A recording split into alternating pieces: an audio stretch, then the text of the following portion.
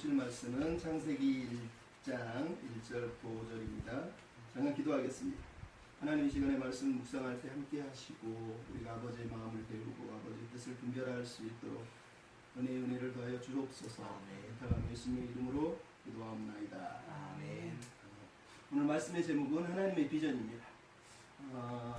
여러분은 하나님이라고 하는 분에 대해서 어떻게 생각을 하시고 사십니까? 아마 우리 어려서부터 교회를 다녔기 때문에 하나님에 대한 나름대로의 개념들 아니면 이해들을 다 가지고 있을 거예요. 저 같은 경우도 어려서부터 교회를 다녔고 물론 예수님을 영접한 시간은 좀 늦었지만 하나님, 교회 가서 느꼈던 첫 느낌은 하나님 이랬을 때 내가 이 하나님을 안 믿으면 지옥을 가겠구나. 내가 죄를 지으면 지옥을 가거나 벌을 받겠구나. 이런 어떤 생각들을 많이 했던 것 같아요. 그래서 결국은 하나님 앞에 잘 보이고 하나님이 좋아하시는 것을 뭔가를 열심히 해서 그래서 사랑을 받으면 좀 더 복도 받고 행복하게 살지 않을까? 뭐 나름대로 이런 생각을 하면서 살았던 것 같아요. 대부분이 그렇지 않을까 생각을 합니다. 그래서 제가 이제 20대 신학교를 들어가게 되고 신학교를 다니면서 부산에 사는 자매였는데 제가 이제 좋아했던 한 자매를 만나게 되죠. 그래서 신학교 1학년 때 같이 교제를 하게 됐는데 제가 그때 그 자매랑 교제를 하면서 깜짝 놀랐던 게 하나 있습니다. 그 사람이 사랑하는 하나님이 내가 사랑하는 하나님하고 너무 다르다라는 거예요. 나는 한 번도 하나님을 그렇게 생각하지 않았는데 이분은 하나님을 사랑하는데 마치 하나님이 내 앞에 내 옆에 계신 것처럼 늘 하나님을 경험하고 사는 것처럼 뿐만 아니라 저는 비가 오는 날 예를 들어서 비를 좋아하긴 했지만 비가 와서 막 궂은 날 싫고 해 뜨는 날은 좋고 우리식으로 막 약간 그런 개념인데 이 친구는 그런 표현을 하더라고요. 하나님을 사랑하기 때문에 비가 와도 감사하고 눈이 와도 감사하고 해가 떠도 감사하지 않느냐. 숲을 거니면서 우리 기도원에서 기도를 했는데 이 밤에 별을 보고 숲을 보고 나뭇잎이 흔들리는 소리를 보면서 하나님을 찬양하는 이 만물을 보면서 우리가 그렇게 살아야 되지 않느냐 이런 얘기를 하더라고요. 그러면서 제가 무척 많은 충격을 받았습니다. 내가 하나님에 대해서 너무너무 협소하게 생각을 하고 있구나 이런 생각을 사실 했다는 거예요. 여러분 많은 사람들이 하나님을 믿고 있습니다. 근데 하나님을 내가 어떻게 생각하느냐가 결국은 우리 인생을 우리의 삶의 모습을 우리의 인생의 방향을 대부분 결정하는 경우가 많습니다. 그래서 우리는 예배를 오늘도 드리지만 예배의 목적은 사도 바울이 그렇게 얘기했던 것처럼 그리스도를 아는 지식, 하나님을 더 알고 싶은 마음, 하나님을 아는 지식이 우리에게 충만하기 위해서 우리는 사실은 예배를 하는 겁니다. 문제는 우리가 하나님을 바르게 이해하지 못하기 때문에 우리의 예배도 우리의 기도도 우리의 삶도 다 무너지는 경우가 많다는 거죠. 물론 우리가 하나님을 다 완벽하게 이해할 수 없습니다. 그리고 오늘 본문을 통해서 아니면 제가 하고 싶은 말은 우리가 하나님을 완벽하게 알아야 된다고 말하는 게 아니라 우리가 하나님에 대해서 그럼에도 불구하고 바르게 이해하지 않으면 우리의 신앙이 무너질 수가 있다는 거예요. 어떻게 우리가 그 크신 하나님을 다 알겠습니까? 여러분 잘 아는 토마스 아퀴나스라고 하는 사람이 있습니다. 중세시대에 13세기에 기독교의 어떤 신학의 어떤 틀을 제공했던 사람이에요. 부유한 가정집에서 태어나서 아주 부유하게 살았던 사람인데 어려서 수도원에 들어가서 수도원 경험을 하다 보니까 자기는 수도사가 되고 싶었다는 거예요. 아버지는 그걸 원하지 않았어요.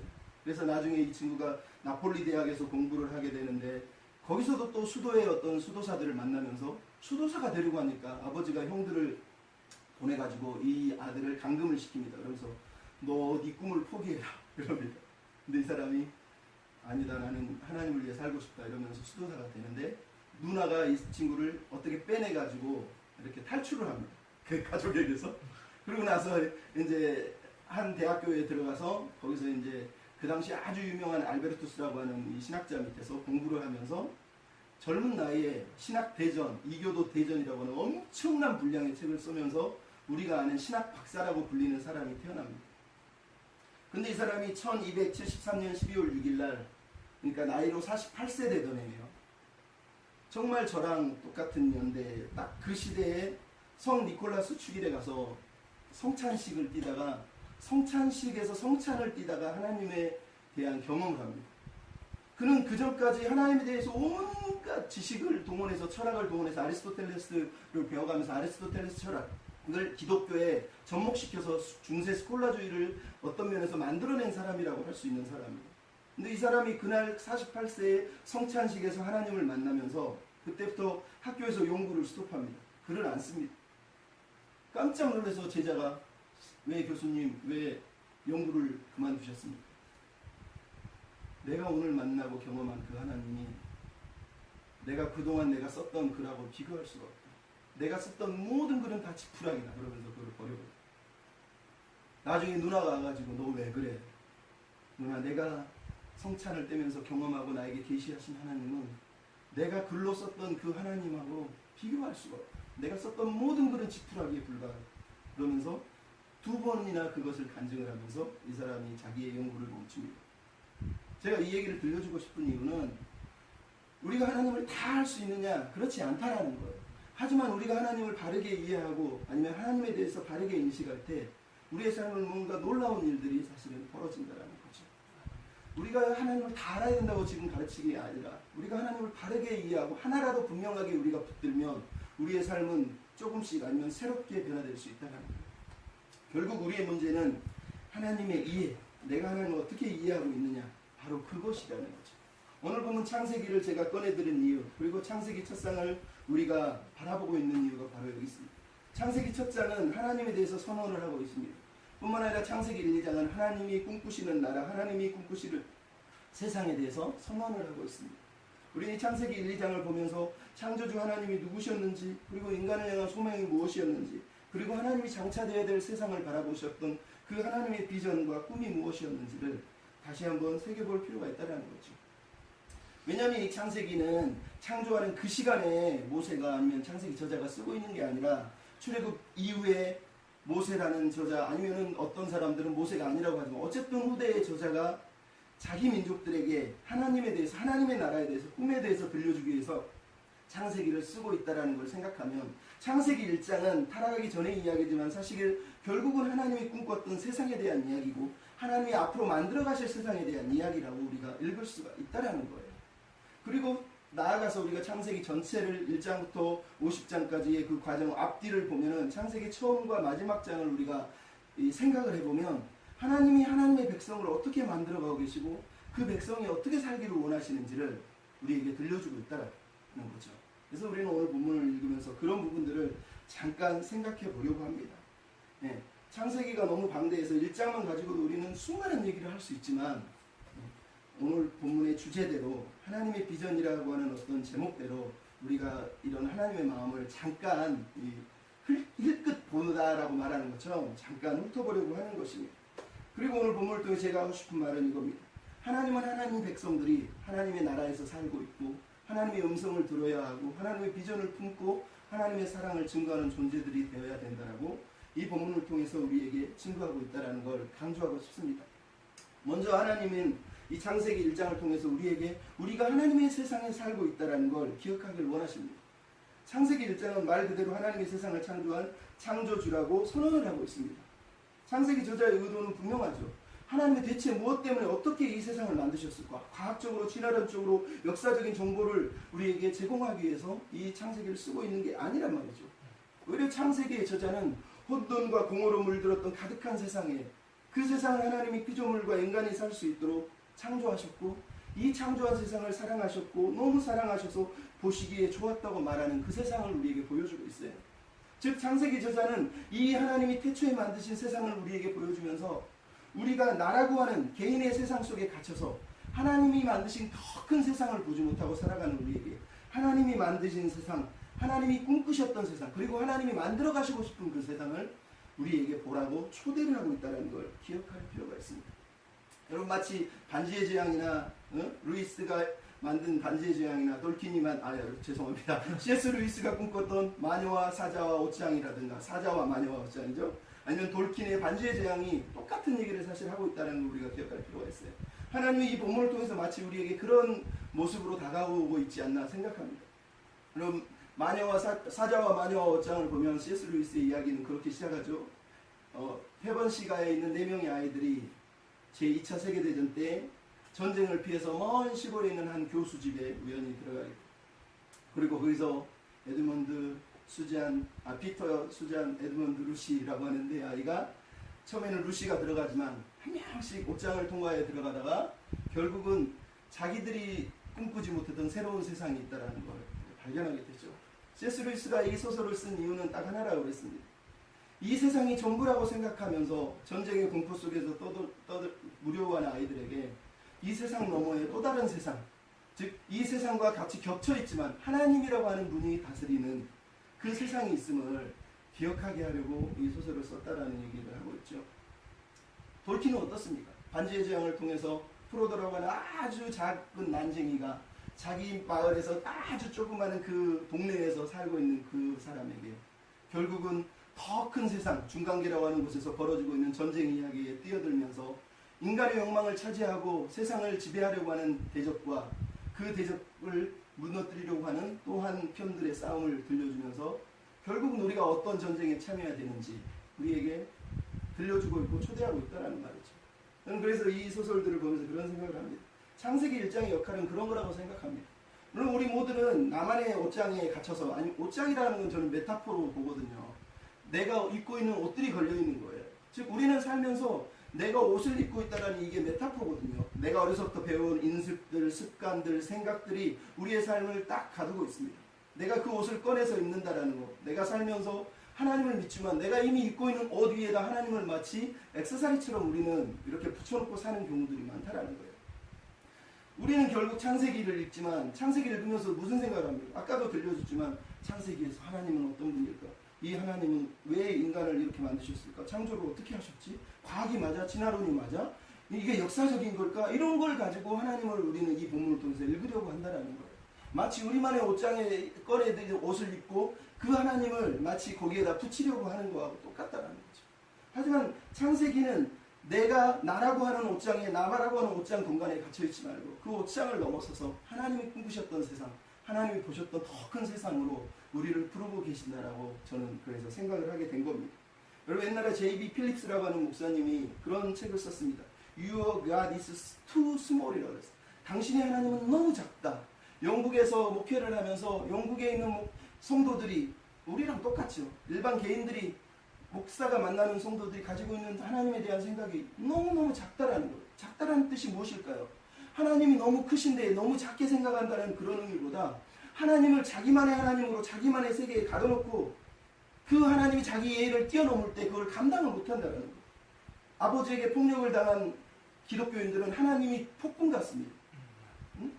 아버지가 아니면은 아버지를 잃은 사람은 하나님이 되게 사랑스러워 보일 수도 있지만 그 하나님을 마치 또 잃어버릴까봐 그 하나님에게 집착을 하는 어떤 집착의 대상이 됩니다. 표현이 좀 이상할 수 있지만 또 어떤 사람은 어려서부터 너무 부유하게 자라서 하나님이 마치 종 같습니다. 내가 필요할 때 부르면 되는 분.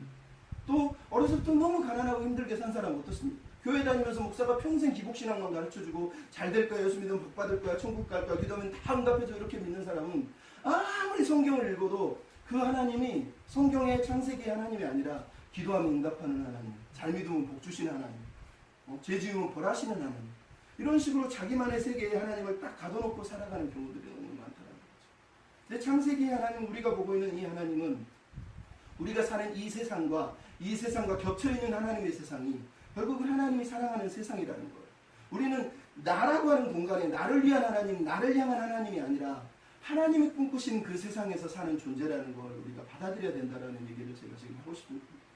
하나님이 기대하는 세상 속에 우리가 살아가야 되고 이 세상이 하나님이 기대하는 대로 흘러가고 있어요. 우리가 그 이야기 속에 들어가야 된다는 거예요. 바로 창세기는 그런 하나님의 이야기를 우리를 초대하고 있다고 생각합니다. 옛날에 피터 크래프트라고 하는 사람이 천국 마음속 가장 깊은 갈망이라고 하는 책에서 이런 글을 썼어요.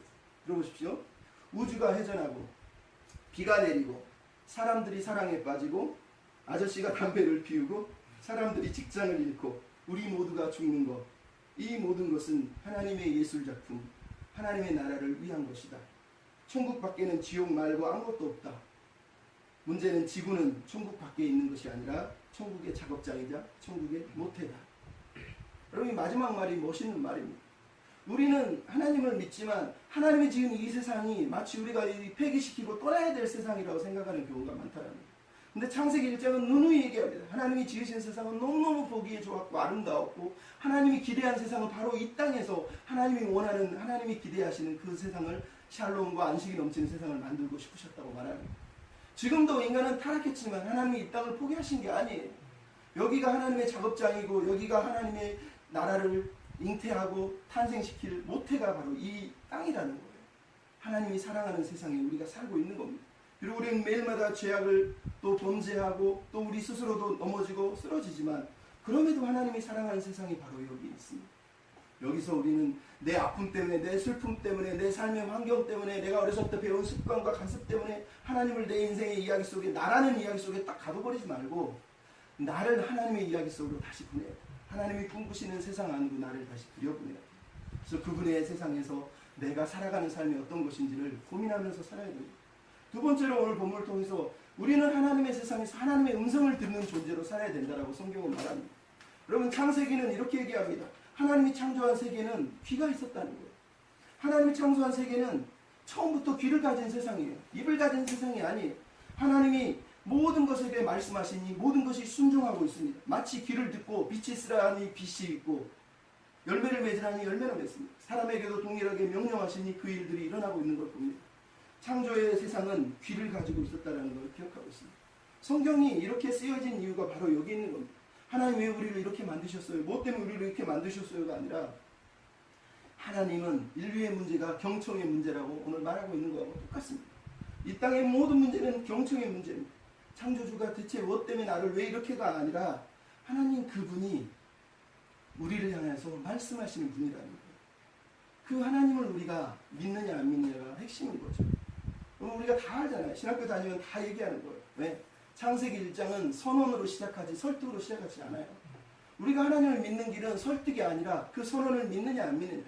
프란시스 세이퍼라는 사람이 그랬어요. 그리스도인들의 삶을 기독교를 이해하는 길은 딱 하나다. 내가 그리스도인이 되는 것. 그리스도인이 되지 않고는 결코 기독교를 이해할 수 없다 그랬습니다. 이 전제가 창세기의 전제입니다. 내가 하나님을 믿지 않는 한 하나님을 절대 이해할 수 없습니다. 그래서 교대 교부들은 그렇게 얘기했어요. 신앙이란 다 이해했기 때문에 믿는 게 아니라 믿기 위해서 이해하려고 그분을 믿는 거라고 그랬어요.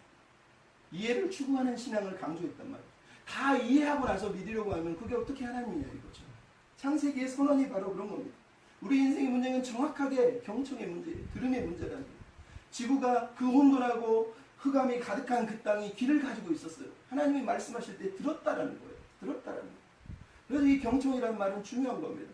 여러분, 창세기 말씀뿐만 아니라 구약성경 그리고 헬라어 그리고 라틴어 다 마찬가지. 들었다, 경청이라고 하는 이 헬라어, 라틴어, 히브리어 단어는 다 단지 청각적인 얘기를 하고 있는 게 아니라 순종을 동반하고 있다는 거예요. 들음과 순종은 언제나 같이 갑니다. 들음과 순종이 같이 가지 않는 한 결코 다른 들음이 아니라는 거예요. 그게 성경의 원리입니다. 성경은 들으라 말씀하실 때 순종을 요구하고 있는 거란 말이죠. 우리가 아는, 모르는 분도 있지만 하워드 핸드릭스라고 하는 유명한 교수님이 옛날에 그런 얘기를 했습니다. 성경적으로 말해서 듣고도 행하지 않는 것은 사실은 아예 듣지 않은 것이다. 아예 듣지 않은 것이다. 이렇게 얘기를 하고 있단 말이죠. 여러분, 귀가 닫힌 세상은 결국은 하나님의 뜻을, 하나님의 마음을, 하나님의 음성을 듣지 않기 때문에 하나님께 대적하고 반역할 수밖에 없습니다. 여러분, 창조 만물은 다 귀를 열고 하나님께 순종했습니다. 근데 우리가 아는 인류의 아담과 하와는 귀를 닫았기 때문에 하나님의 음성을 거절했기 때문에 배신자가 됐다는 거예요. 그러면 성경에서 가장 많이 책망하는 책망의 단어들이 뭔지 아십니까? 내 백성이 듣지 않는다라는 거예요. 이사야서, 에레미야서, 성경을 읽어보면서 계속해서 하나님의 책망하는 책망 중에 가장 주요하게 많이 쓰는 단어가 내 백성이 내 말을 듣지 않는다는 거예요. 듣지 않는다는 말이 뭐예요? 귀를 닫았다는 얘기예요? 이게 물리적인 청각적인 얘기가 아니란 말이죠. 순종하지 않는다는 거예요. 말씀을 했는데 들었는데 반응하지 않았다라고 얘기하는 거죠. 여러분, 바로 여기가 예배의 시작입니다. 들음이, 경청이 예배의 시작인 거예요. 여러분, 우리는 어떤 예배를 요구합니까? 내가 듣고 싶은 예배, 내가 원하는 예배, 내가 원하는 노래, 내가 원하는 스타일의 예배, 다 나 중심으로 내가 원하는 것을 찾아서 우리는 쫓아다니는 시대를 살고 있습니다. 하지만 성경은 그렇게 얘기하지 않습니다. 하나님은 네가 원하는 하나님이 아닐 수 있습니다. 그분이 말씀하시는 것도 내가 원하는 게 아닐 수 있어요. 하지만 그분은 말씀하시는 하나님이에요. 예배는 그분이 무슨 말씀을 하시는지, 그분의 뜻이 무엇인지, 그분의 계획이 무엇인지를 듣기 위해서 이 자리에 앉아있는 거고, 그분의 음성 앞에 순종하기에 앉아있는 게 예배란 말이죠. 그게 우리의 삶이어야 되는 거예요. 그게 바른 예배자라는 거예요. 우리가 잘 아는 마더 테레사라고 하는 분은 젊은 나이에 수녀원에 들어가서 18세에 수녀가 되기로 결정을 합니다. 그리고 인도의 캘커타에 가가지고 수녀 신분으로 20년 동안 고등학교에서 학생들을 가르칩니다. 그러다가 그 캘커타 거리에 너무 공기가 환경이 안 좋다 보니까 결핵에 걸려요. 내가 죽을 수도 있다. 그러고 기차를 타고 고향으로 돌아갑니다.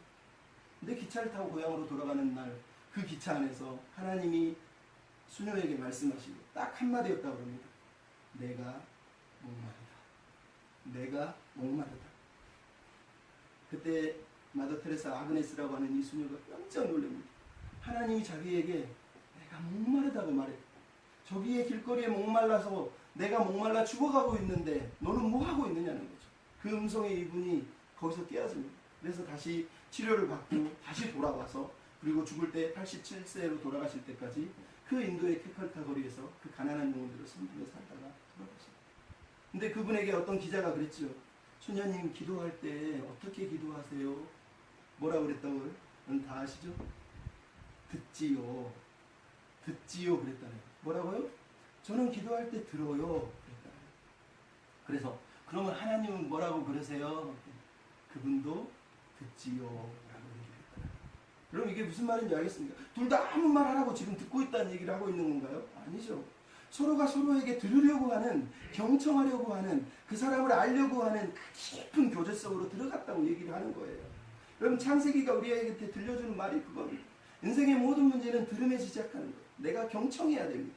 하나님은 우리 인생의 아픔과 슬픔과 고통을 다 하시고 경청하시고 우리를 향해서 아들을 주시기까지 경청하신 분이세요. 근데 우리는 경청하지 않는다라는 거예요. 왜? 내 꿈에, 내 욕심에, 내 비전에, 내 야망에 붙들려서 하나님의 음성을 포기하고 있는 사람들이 너무 많은 거예요.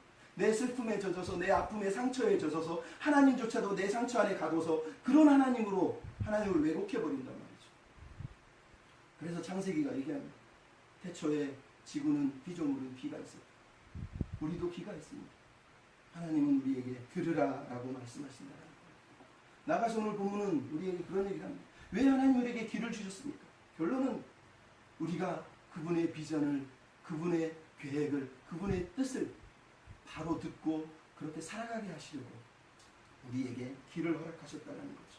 결국은 우리가 하나님의 소명을 들어야 됩니다. 오늘 창세기에서 가장 중요한 단어들은 인간의 하나님의 형상이라고 말하는 첼렘, 보시기에 좋았다고 말하는 토우두, 그리고 복 주셨다고 하는 복이라고 말하는 베레카라고 합니다. 또 하나는 안식하셨다라고 하는 샤바.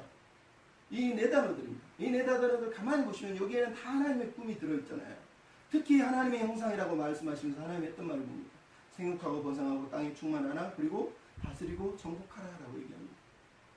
여러분 하나님이 인간을 기대하시는 게 바로 이 단어들 속에 다 들어있습니다. 다 설명할 수 없지만 특별히 우리는 이 단어를 문화명령이라고 합니다. 어떤 사람이 이건 인간의 소명 선언서, 비전 스테이트먼트라고 얘기를 합니다. 근데 인간의 소명이 무엇입니까? 우리는 이 문화명령을 오해해가지고 기독교는 그동안 이 문화명령을 얼마나 잘못 사용했습니다. 교회에서 목사님조차, 제가 어렸을 때 목사님도 그랬습니다. 제가 다녔던 이상한 교회 목사님도 그랬고 뭐라고 그러냐, 하나님은 이 땅 다 차지하라 그랬다. 기도해서 내가 밟는 땅 다 달라고 그러면 주는 거다. 네가 다스리고 정복하고 누리는 게 하나님의 꿈이다. 이렇게 가르치더라는 거예요. 근데 너무 많은 성도들이 아멘 합니다. 정말로 이게 하나님의 마음입니까? 오늘 본문에 다스리다라고 하는 이 단어는 하나는 살게 하다라는 뜻이에요. 모든 생명이 충만하게 살 수 있도록 다스리라는 얘기예요. 사실 그 생명이 충만하게 살 수 있도록 다스리라는, 거기다가 이 다스리는 이 단어는 결국은 왕적 언어들이잖아요. 하나님이 인간의 형상을 만드셨다는 거, 하나님이 인간을 왕의, 하나님의 대리와 부왕으로 만드셨다는 얘기잖아요. 결국은 인간의 사명은 이 땅에서 하나님의 꿈이, 하나님의 생명이 하나님의 생명으로 충만해지고 생육하고 번성해서 충만해지는 그 세상을 꿈꾸셨다고 우리에게 말씀을 하고 있지 않습니까? 결국은 우리는 바로 이 하나님의 소명을 기억해야 됩니다. 거기다가 창세기의 비전이 뭡니까? 하나님이 꿈꾸신 나라는 바로 그 하나님 보시기에 가장 좋았던 그 순간, 샬롬으로 충만했던 그 순간, 베레카라고 하는 복이라고 하는 그 단어, 우리는 그냥 단순하게 복 주시옵소서 그런 의미로 생각하지만 하나님이 복을 주셨다라고 하는 단어가 생육하고 번성하라 하면서 복을 주셨다는 말은 그런 형태로 살아가야 되고 그런 삶으로 그런 모양으로 결과를 내야 된다는 얘기를 하고 있는 거잖아요. 생육하고 번성하지 않았는데 축복을 하시면서 생육하고 번성하라 하신 거잖아요. 결국 이 축복이라고 하는 단어는 내가 되어야 할 어떤 존재가 하나님이 기대하는 어떤 모습으로, 어떤 충만함으로 나아가는 것, 그래서 하나님이 기대하는 모습으로 충만해지는 그거, 그게 바로 복이라고 우리가 얘기할 수 있다는 거죠. 단지 내가 땅을 많이 갖고 내가 누리고 재산을 늘리며 잘 사는 얘기를 하고 있는 게 아니란 말이죠. 우리는 그걸 기억할 필요가 있어요. 제가 청년부 사역을 하면서 청년들을 가르칠 때마다 청년부들하고 몇몇 청년들하고 부딪혔던 내용이 하나는 뭐냐, 이렇게 가르치면 우리 목사님은 그렇게 안 가르쳐줘요. 우리 목사님은 그렇게 설교한 적이 없어요. 우리 목사님은 우리가 기도하면 다 들어주고 우리는 복받기 위해서 예수 믿는 거라고 얘기했어요 라고 말하는 아이들을 엄청 많이 만났습니다. 성경의 하나님을 믿는 게 아니라 목사가 자기가 이해한 하나님을 성도들한테 가르쳐주고, 성도들도 성경의 하나님이 아니라 목사님이 이해한 하나님의 개념과 틀 속에서 갇혀서, 거기다가 어려서부터 자기는 힘들었고 어려웠고 아니면 남들 잘 사는 게 부러워서 그 하나님조차 그런 딱 개념 속에 집어넣으니까 그런 하나님을 믿고 있는 거 아니겠습니까? 이게 비참한 거거든요. 우리는 이 성경을 읽으면서 하나님이 꿈꾸셨던 그 세상이 창세기 1장에 이미 선언되어 있습니다. 인류가 그것을 무너뜨렸지만 계시록은 결국은 그 세상을 다시 얘기합니다. 새하늘과 새 땅을 다시 얘기합니다. 우리는 그 땅을 위해서, 그 나라를 위해서, 그 비전을 위해서 부름을 받고 있다는 걸 기억할 필요가 있습니다. 여러분, 이스라엘은 살면서 아니면 하나님의 백성으로 부름을 받았지만 계속해서 실패했었습니다. 실패한 얘기로 호세아서를 잠깐 보면 호세아 4장 3절은 이렇게 얘기합니다. 그러므로 이 땅이 슬퍼하고 거기 사는 자 들짐승 공중의 새가 다 세잔하고 바다에 고기도 없어질 거라. 하나님이 지금 이스라엘의 타락을 보면서 공중의 새도 들짐승도 사는 사람도 고기도 없어진대요. 이게 무슨 얘기입니까? 그 이유가 바로 호세아 4장 1절에 나와 있습니다. 이스라엘 자손들이 내가 너희들과 논쟁하니 이 땅에 진실도 없고 인애도 없고 하나님을 아는 지식도 없고 살인과 저주와 속임과 도둑질과 가늠뿐이다 라고 선언하고 있습니다. 이게 무슨 말입니까? 하나님이 이스라엘 향하여 기대했던 비전은 하나님의 사람들이, 하나님의 백성들이 그분을 알고 그분의 비전을 알고 그분의 비전을 품고 살기를 원한 건데, 결국은 그들이 하나님의 비전을 버리고 길을 막아버리니까 그 땅이 사람도 없고 짐승도 없고 새도 없고 고기도 없는, 창세기에 하나님이 지으셨던 그 세상이 아니라 전복된 세상을 얘기하고 있는 거예요. 창세기의 꿈이 무너졌다고 얘기하는 거죠. 남유다는 어떻습니까? 에레미야서 4장 23절 이하를 보면 이런 얘기합니다. 그 당시 바벨론 포로로 끌려가기 전에 이스라엘의 타락을 보면서 에레미야가 소리쳤던 내용, 내가 땅을 본즉 혼돈하고 공허하며 하늘에는 빛이 없으며 산들을 본즉 산이 요동하고 내가 본즉 사람이 없고 공중의 새가 다 날아갔으며 내가 본즉 좋은 땅이 다 황무지가 되었다. 완전히 창세기에 쓰고 있는 언어들을 그대로 인용하면서 이스라엘의 타락을, 하나님의 세상이 무너졌다고, 하나님의 꿈이 깨졌다고 얘기하고 있습니다. 그 이유를 에레미야 4장 21절 이하에 보면 이렇게 선언을 하고 있습니다. 에레미야서 22절에 내 백성이 나를 알지 못하는 어리석은 자요, 지각이 없는 미련한 백성이요, 악을 행하기에는 지각이 있으나 선을 행하기에는 너무너무 무지하다, 이렇게 얘기했어요. 악을 위해서는, 자기 욕심을 위해서는 미친 듯이 달려가는데 선한 삶을 위해서, 하나님의 꿈을 위해서 하나님을 알고자 하는 사모함이 없었다고 탄식을 하고 있는 걸 보고 있어요. 그래서 에레미야 5장 1절로 넘어가면 이런 얘기를 합니다. 너희는 예루살렘 거리로 빨리 달려가고 그 넓은 거리로 찾아가서 보아라. 너희가 만일 정의를 행하며 진리를 구하는 자를 한 사람이라도 찾으면 내가 이 성읍을 용서하리라. 여러분이 마음이 아프지 않습니까? 한 사람이라도 찾으면, 한 사람이라도 찾으면. 여러분, 이게 노아 시대의 모습이고 소돔과 고모라 시대의 하나님의 마음이에요. 지금 이 에레미야 그리고 호세아 시대의 남유다와 북이스라엘은 다 하나님의 백성으로 하나님의 비전을 품고 이 땅에서 하나님의 샬롬과 하나님의 안식과 하나님의 축복을, 하나님의 복을 나누는 존재들로 살아야 되는데 창세기 비전이 다 무너져서 하나님이 한 사람만 찾았으면 하는 아픔, 안타까움을 들려주고 있단 말이죠. 우리는 이 하나님의 마음을 알아야 돼요. 결국은 하나님의 비전은 사람에게 있습니다. 하나님의 꿈은 사람이 그 하나님의 꿈을 붙들고 하나님의 비전을 붙들고 누군가 한 사람이라도 일어나서 바르게 하나님을 예배하고 바르게 기도하고 바르게 하나님의 꿈을 위해서 자기를 희생하고 포기할 때 하나님의 나라가 시작되는 겁니다. 이 땅에는 그런 사람이 없었어요. 그래서 하나님이 한 사람을 보내신 거고 그 한 사람이 그 비전을 위해서 자기 생명을 버리신 거고 이제 우리에게 그 삶을 살라고 우리를 부르고 계시다는 것 우리가 기억할 필요가 있습니다. 그러므로 여러분 마지막으로 우리에게 정리하면서 드리고 싶은 말씀, 우리는 하나님의 나라에서 하나님의 세상에서 하나님의 음성을 듣고 하나님의 비전을 꿈꾸며 그 비전을 이루기 위해서 살아야 됩니다. 어떻게 그 비전을 이룰까요? 결국은 우리가 하나님의 사랑을, 하나님의 용서를 증거하며 살아야 된다라고 결론을 내릴 수밖에 없습니다. 여러분 창세기 전체 이야기를 보십시오. 인간의 타락 이야기입니다. 근데 그 이야기의 창세기 처음 2장, 그 중에서 3장, 4장은 가장 뚜렷한 인간의 죄를 얘기합니다. 3장은 아담과 하와의 죄입니다. 무슨 죄죠? 하나님에게 불순종해서 하나님의 관계가 단절되어 있습니다. 4장은 어떤 죄입니까? 형제 가인과 아벨이 서로 분쟁하여 죽이는 형제 살인의 죄가 있습니다. 그것이 그 죄의 영향력이 계속 넘어가서 6장에서는 인류가 타락하고, 그리고 노아를 통해서 다시 회복하시려고 하지만 11장 보면은 다시 바벨탑 사건이 일어나는 걸 우리가 보고 있지 않습니까? 근데 여러분 창세기 뒤로 넘어가 주십시오. 무슨 일이 벌어집니까? 하나님은 아담이 하나님과 관계가 깨어진 불순종의 죄를 한 사람 아브라함을 통해서 하나님과 관계를 회복시키십니다. 그러며 그 불순종을 순종으로 역전시키는 하나님의 사람을 세우고 있는 걸 보고 있습니다. 마지막은 어떻습니까? 형제 살인으로 가인과 아벨이 서로 싸우다가, 서로 싸운 건 아니지만 가인이 아벨을 죽였지 않습니까? 근데 요셉은 어떻습니까? 자기 형제들이 자기를 죽이려고 하고 결국은 노예로 팔았는데 그 극악무도한 죄를 지은 형제들에게 가인은 하나님께 내가 형제를 지키는 자입니까? 내가 아우를 지켜야 됩니까? 그랬지만 요셉은 오히려 자기 형제들을 지키면서 하나님의 악을 선으로 바꿨다. 당신은 나를 죽이려 했지만 하나님은 이것을 선으로 바꾸신 거야. 그러면서 창세기의 그 형제 살인의 죄를 전복시키고 하나님의 비전을 이뤄내는 걸 우리가 읽고 있단 말이죠. 결국은 창세기 전체가 들려주고 싶은 이야기가 그럽니다. 하나님의 비전을 품은 백성들이 하나님의 나라에서 하나님의 음성을 들으며 그 꿈을 이뤄내는 방식은 아브라함이 보여준 믿음의 순종이요, 하나님과 관계를 회복하는 것이고, 그리고 형제들과 이웃들과 관계 속에서 요셉이 품었던 그 하나님의 마음을 가지고 살인하는 사람이 아니라, 미워하는 사람이 아니라, 나를 죽이려고 나를 원수처럼 여겼던 그 사람들을 품고 그들을 지켜내고 그들을 살려내는 것이라고 성경이 들려주고 있다는 거죠. 여러분 하나님이 이 땅에서 우리에게 주신 비전을 이루는 방식은 하나밖에 없지 않습니까? 예수님이 십자가에 죽은 이유가 뭡니까? 딱 하나잖아요. 용서란 말이죠. 사랑이란 말이죠. 그분이 원수와 같은, 하나님에게는 원수요 배신자와 배반자라고 우리가 말하는 반역자라고 말하는 인류, 그 인류를 살리기 위해서 대신 죽으신 이유가 사랑 때문이라고 성경이 얘기를 하고 있단 말이죠.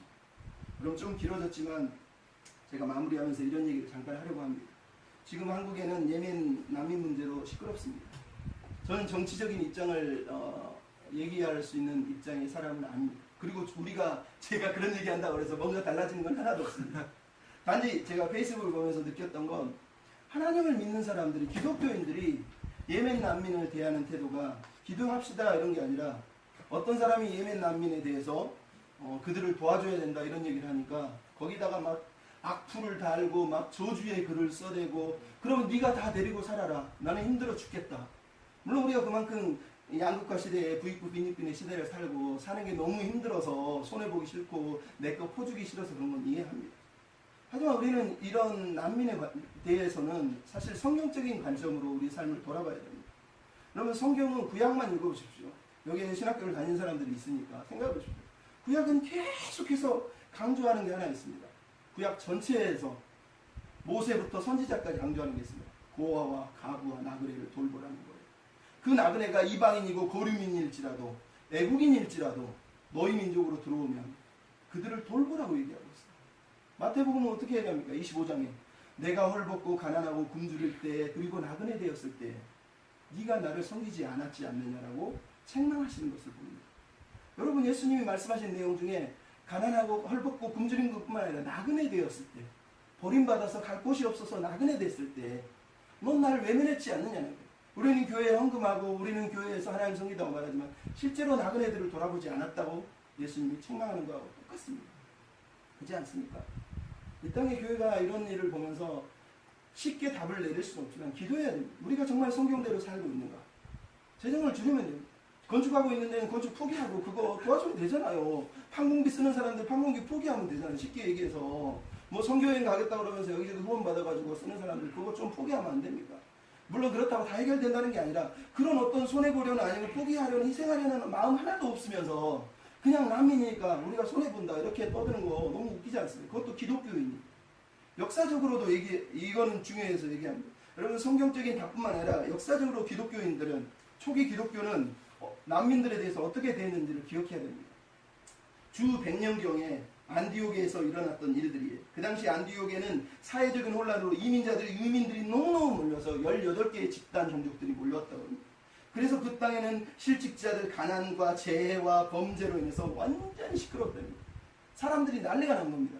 왜냐하면 그 당시 로마 시대니까 좋은 곳을 찾아서 가난한 사람들이, 유민들이 막 땅을 침범하고 다른 나라로 넘어가고, 우리처럼 이렇게 난민들이 엄청나게 많았거든요. 근데 그때 이 주 100년경에 안디옥에서 일어났던 이 기독교인들의 상황을 피터 브라운이라는 역사학자가 이렇게 쓰고 있습니다. 그런데도 불구하고 그 당시 기독교인들은 고아와 과부와 나그네들을 돌보고 제수들을 방문하고 가난한 사람들에게 음식을 주고 병자를 간호하고 죽은 자를 장사 지내죠. 비인격적인 세상에서 나와서 인격적인 교제가 이루어지는 공동체를 만들려고 했다라고 얘기를 하고 있다는 거예요. 주 130년경에는 하드리안 황제에게 디오그네투스라고 하는 사람이 쓴 편지에 이런 글이 있습니다. 저 사람들은 별난 사람들이다. 기독교인들은 세상에 있는데 세상에 속하지 않은 사람들이다. 세상의 시민으로 나누면서 살지만 그렇다고 해서 세상의 시민의 특권을 누리려 하지 않고 오히려 외인으로 모든 것을 견디며 산다, 이렇게 얘기합니다. 그 중에 재밌는 게 뭐가 있냐면, 누군가가 필요가 생기면 이 사람들은 나눌 것이 없어. 그러면 2, 3일을 금식하고 나서 자기 것을 나눠줬다라고 증언을 하고 있다는 거죠. 놀랍지 않습니까? 더 놀라운 건 주 165년 그리고 250년경에 로마의 대참사 역병이 2번이나 일어났습니다. 엄청난 역병이 일어난 거예요. 그래서 그 당시 알렉산드리아의 주교인 디오니시우스가 이렇게 얘기했습니다. 어떤 공포보다 더 무시무시한 공포와 어떤 재앙보다 더 무시무시한 재앙이 우리에게 닥쳤다. 근데 그리고 나서 그 다음에 이렇게 썼습니다.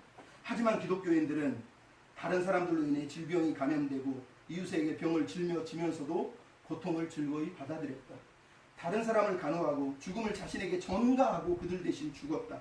그들을 무한한 사랑과 충성으로 아끼지 않는 사랑으로 이웃만 생각하고 위험한 것도 아랑곳하지 않고 그들을 끌어안고 병자를 맡았고 필요를 돌봐줬고 그리고 평안하고 행복하게 세상을 떠났다.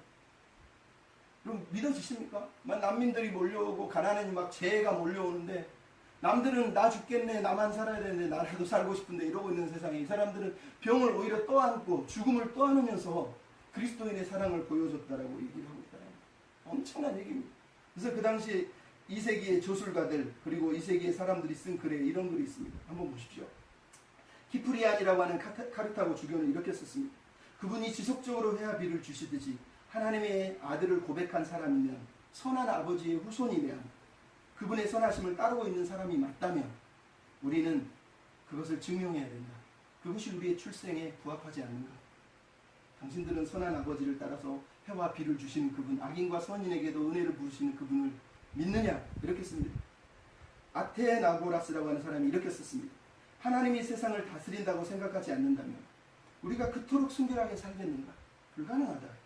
그러나 하나님이 세상을 다스린다고 믿는다면 우리는 우리 자신과 세상을 만드신 하나님께 여기에서 우리의 행한 모든 삶을 구해야 한다는 점에서 동의하기 때문에 절제하고 환대하고 멸시받는 삶의 방식을 택했다라고 얘기를 하고 있습니다. 여러분, 역사가들이 들려주고 있는 주 1세기 예수님이 돌아가시고 60년, 70년 이후의 상황을 80년 상황을 들려주고 있는 거예요. 그 이후의 기독교와 초대교회의 모습입니다. 그들은 수많은 유민 때문에 가난한 사람들 때문에 자기들도 가난하고 힘들고 어찌할 바를 모르는 상황에서 오히려 그들을 끌어안고 돌봤다는 거죠. 사실은 이 글을 읽으면서 부끄럽습니다. 저도 그렇게 살 수 없고 그렇게 살 능력이 없어요. 여기 계신 분들은 어떨지 모르지만 어떻게 그렇게 살아요? 솔직히 인간적인 고백입니다. 하지만 그래도 성경이 이게 맞다고 얘기하고 우리는 이렇게 살아야 된다라고 믿음의 선배들이 그렇게 실제로 살아냈다라는 게 우리에게는 어떤 면에서 도전인 겁니다. 비록 할 수 없을지 모르지만 그럼에도 우리가 해야 될 숙제가 이 하나님의 꿈이에요. 저들은 원수들이고 저들은 나를 죽이려 했고 나를 감옥으로 보냈는데 요셉은 그들을 끌어안았어요. 예수님이 자기를 십자가에 못 박는 사람들을 끌어안았다는 거죠. 근데 우리는 외인들을 보고 난민들을 보면서 이유도 없이 그저 겁에 질려서 그냥 죽일 놈들이라고 얘기하고 있지 않습니까? 물론 다 받아들여야 된다고 말하고 있는 건 아니에요. 쉬운 답을 제가 줄 수가 없잖아요. 하지만 우리는 그리스도인이잖아요. 우리는 크리스찬이잖아요. 하나님의 꿈이, 하나님의 비전이 온 땅의 암흑과 흑암과 공허로 이렇게 처절하게 눈물과 울음 속에 전쟁의 소문 속에 죽어가는 사람들에게 어떻게 하시기를 원하시겠습니까? 이방인들에게도 거류민에게 나그네에게도 선을 베풀었던 구약과 신약의 그 믿음의 본을 받아서 초대교회 그리고 1세기 교회들이 2세기 교회들이 보여줬던 그 말도 안 되는 사람들, 사회에 폭동을 일으키고 재해를 불러오고 실직을 불러오는 그 사람들을 기독교인들만큼은 끌어안고 기도하면서 섬겼다고 얘기하는데 지금 우리의 행태들이 너무 부끄럽지 않냐는 거죠. 너무 부끄럽지 않냐는 거죠. 노르치의 율리안이라고 하는 사람이 쓴 글을 읽고 마치려고 합니다. 이런 글을 썼습니다. 하나님께서 그리스도를 통해 타락으로 훼손된 것을 고치고 깨어진 관계를 회복하시기 위해 어디까지 가셨는지를 생각해보라. 그리고 이 일을 통해서 주님이 뜻하신 것이 무엇인지 알고 싶은가? 잘 알아두라. 그분의 뜻은 사랑이었으며 누가 그것을 계시하는가? 사랑이 계시한다. 그가 무엇을 계시하는가? 사랑이다. 왜 그것을 계시하는가? 사랑 때문이다. 여기에 머물라. 여러분, 우리가 이 하나님의 사랑 앞에, 이 하나님의 용서의 은혜 앞에 머무는 그런 저와 여러분이 다 되셨습니다.